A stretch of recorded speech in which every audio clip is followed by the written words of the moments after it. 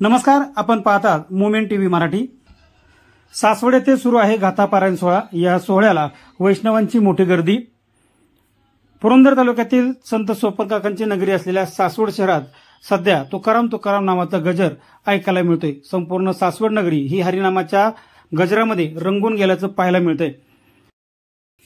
संत श्रेष्ठ जगद्गुरू श्री तुकोबाराय महाराज यांच्या वैकुंठ गमनाच्या 375व्या वर्षानिमित्त पुरंदर तालुक्यातील सासवड येथे सध्या गाथा पारायण सोहळा सुरू आहे। यासाठी श्री क्षेत्र देहू येथून संत तुकाराम महाराजांच्या पादुका सासवड येथे आणण्यात आल्यात। सासवड येथील संत ज्ञानेश्वर माऊली पालखी मैदानावर न भूतो न भविष्यती असा संगीत पारायण सोहळा सध्या सुरू आहे। हरिभक्त परायण ज्ञानेश्वर कदम यांच्या नेतृत्वाखाली त्याचबरोबर सोपानदेव संस्थानचे अध्यक्ष हरिभक्त परायण त्रिगुण महाराज गोसावी यांच्या सहकार्याने 4500 वाचकांच्या उपस्थितीमध्ये हा सोहळा पार पडतोय। यासाठी गावोगावच्या भजनी मंडळांनी या ठिकाणी आपली सेवा देण्यास सुरुवात केलेली आहे। या कार्यक्रमासाठी भव्य असा मंडप देखील उभारण्यात आलेला आहे।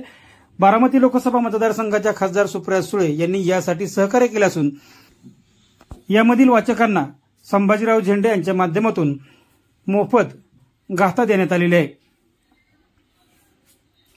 या सोहळ्यामध्ये महाराष्ट्रातील दिग्गज कीर्तनकारांनी आपली सेवा बजावलेली आहे आणि बजावत आहेत। त्यामुळे दिग्गज कीर्तनकारांची कीर्तने ऐकण्याची संधी सासवड आणि परिसरातील लोकांना निर्माण झाली। या सोहळ्याला पुणे जिल्ह्यातून अनेक भाविक भक्त या ठिकाणी येत आहे आणि यानिमित्त या ठिकाणी मोठी गर्दी झाल्याचे देखील पाहायला मिळते। मोमेंट टीव्ही मराठीसाठी अशोक कुंभार, सासवड।